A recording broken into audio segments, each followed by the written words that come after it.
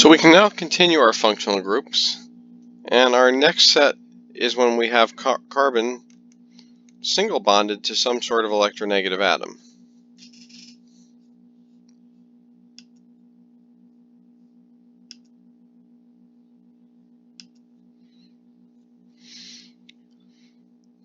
So we'll start with the alkyl halides.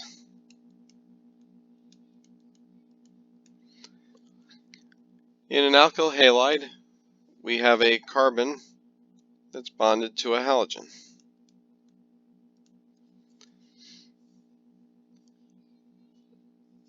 And here's a couple examples of those.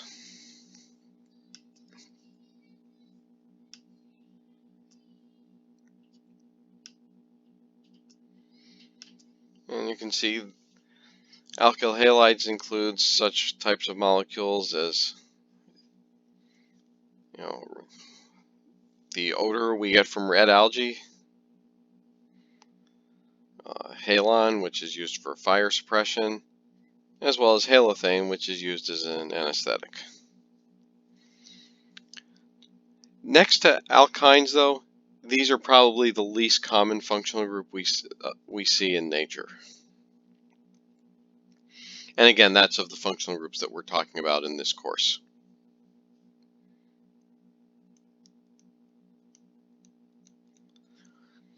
Alcohols are molecules that contain an R bonded to an OH. Now, we've not used this term or this abbreviation R before. And if you go to your periodic table, there's certainly no element that has just the letter R.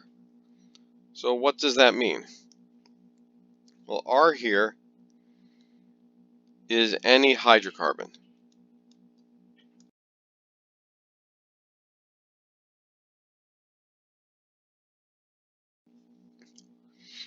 And by hydrocarbon, we mean a piece of a molecule that contains just carbon and hydrogen. So what we're saying is an alcohol is basically any alkane, any hydrocarbon type piece with an OH on it.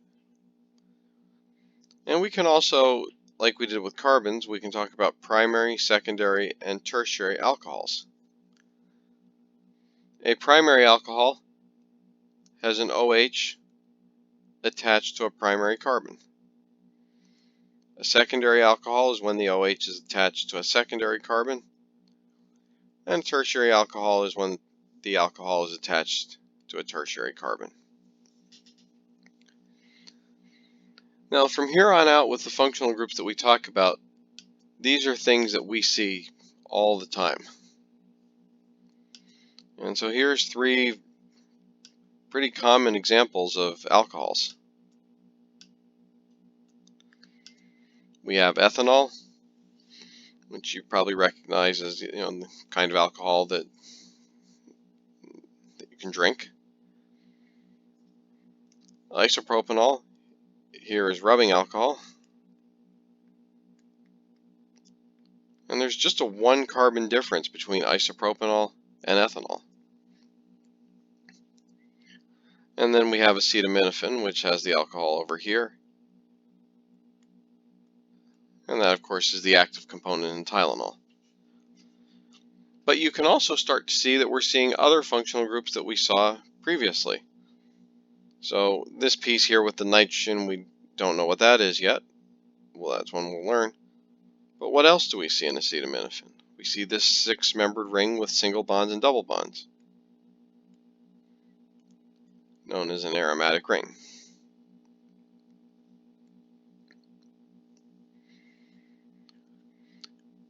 Now, very closely related to alcohols, at least in terms of the way they look and their structures, but not at all similar in terms of reactivity, are ethers. So ethers are oxygens that have 2 hydrocarbon groups. And you'll notice I designate one of the R groups as R prime. And that's because these 2 R groups can be the same, but they can also be different. Doesn't matter as long as you have two hydrocarbon groups attached to an oxygen. Where might we find some ethers?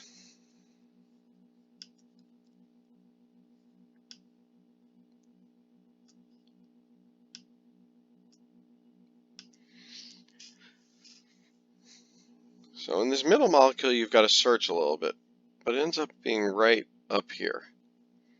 See, we go carbon, oxygen, and carbon. Over here in sevoflurane, which is an anesthetic, we can see carbon, oxygen, carbon. And also with diethyl ether. Probably the easiest one to see it. In fact, diethyl ether is so common as an ether that diethyl ether is often just referred to as ether. And it's very, very commonly used as a lab solvent.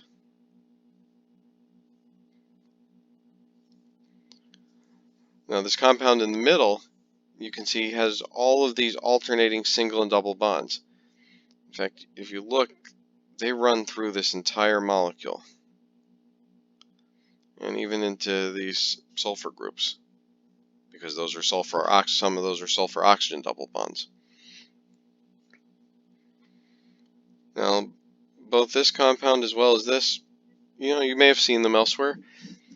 Now, ether is no longer used as an anesthetic, but it used to be. And so if you look at this very, very old book, this page from this old book, you can see exactly what happened here.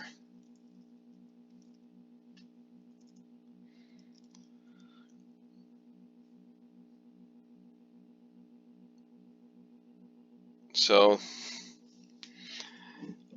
diethyl ether, or ether, was used as an anesthetic, started over probably close to 200 years ago. But in this book, we don't use it anymore. But this book,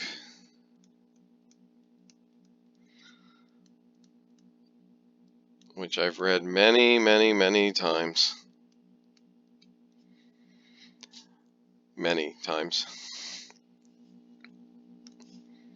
was written in a time period when you might still have found ether as an anesthetic in the hospital.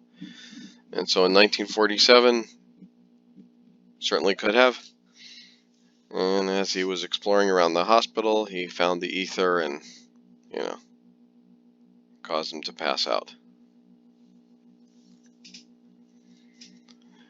Another story you hear sometimes, some of you may have at some point used the big pipettes that you use in lab, like 10 milliliter, 20 milliliter pipettes, and you put a large bulb on the end to suck up the liquid that you need. Well, years ago they didn't have those bulbs. What you did was you literally used them like a straw. And people who I've talked to who did things that way, I'm fortunate I never had to. But people who did said it wasn't too bad having to pipette that way, unless you had to work with ether. Then you had to make sure you didn't inhale enough to actually pass out.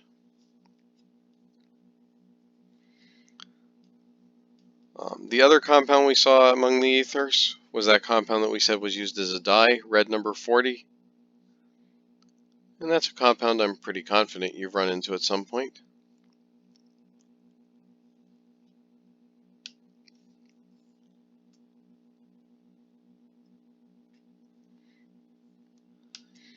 So if you look at the ingredient list on a bag of M&Ms,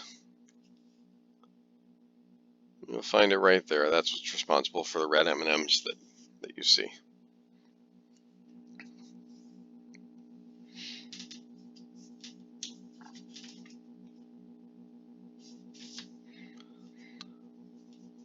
All right, what other functional groups fall into this category of carbon bonded to an electronegative atom? Well, we have amines. amines are carbons bonded to nitrogen. And just like we do with alcohols, we do have primary, secondary, and tertiary amines, but the definition for amines is very different.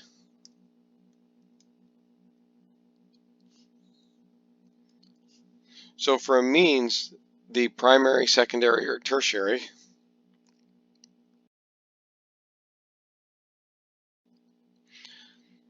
applies to what's bonded to the nitrogen. So in a primary amine, we have one R group bonded to the nitrogen. In a secondary amine, we have two R groups. And just like with ethers, those two R groups can be the same or they can be different. Tertiary amines have three R groups bonded to the nitrogen.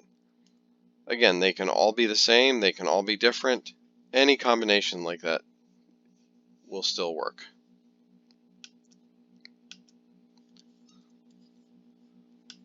Now, by far the most common place we find amines, and probably one of the most important, we can see an example of on the right, alanine. Alanine is one of the 20 naturally occurring amino acids that we use to make proteins. And in fact, when we call them amino acids, that's where the first part of the name comes from, amine. We can also see examples here in nicotine, which has a tertiary amine, or dopamine, which has a primary amine, or something like putrescine, very appropriately named compound. If you've ever smelled any sort of decaying meat, that's the smell you're getting. Amines don't smell so good.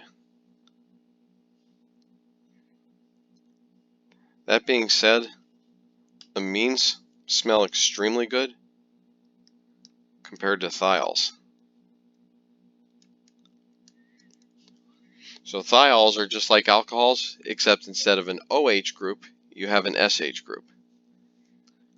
And to put it nicely, thiols are the worst smelling chemicals I've ever worked with. So, a long time ago when I was in grad school, there was another student in the group working with benzene thiol. And it was their first time working with benzene thiol, and they didn't realize one of the precautions they needed to take. So when we're working with liquids that we need to inject into a reaction in the lab, we usually do it with a syringe. We don't do it with a graduated cylinder. And that's because a lot of organic reactions are air sensitive, so they have to be sealed off from the air. And they're done under either a blanket of nitrogen or argon, both of which are completely inert gases. But what this also means is the needle that you're using, they aren't small. In terms of the gauge of them, they're no different from any other needle that you use. But they're typically 18 or 20 gauge needles, which are fairly normal.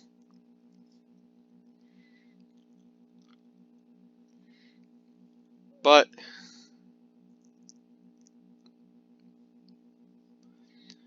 they're fairly long. Some of the needles we use might be 6 to 9 inches long. And that's because you need the needles to be able to reach into a bottle or get into your flask and do what you need it to do. Well, when you have a needle that's that long, even though you've injected everything out of the syringe, there's still stuff in the needle. And so if you just take your syringe and rinse it over in the sink, you might end up rinsing, 100 or maybe even more microliters, 0.1 milliliters into the sink. Well, that's what this person did that day. They had their syringe full of benzene thiol, and they took it and rinsed it out in the sink. Well, those couple hundred microliters of benzene thiol smelled so bad, we basically had to leave the lab for an hour. So thiols smell really, really bad. And you can further get that from these examples. That's what you're smelling in a skunk. When a skunk sprays, that awful smell you get, it's this compound, 3-methyl-1-butane thiol. There's also methane thiol, which you might be familiar with. If you've ever been around any sort of gas leak, turns out natural gas doesn't really smell. It's pretty much odorless. And so if you ever have a natural gas leak, what they do is they put methane thiol into the natural gas. And methane thiol has an extremely strong smell. And so it's there in extremely small quantities, but trust me, there's no question that it's there. And then cysteine has a thiol as well. Cysteine, if you recognize the piece that we saw earlier, is also an amino acid.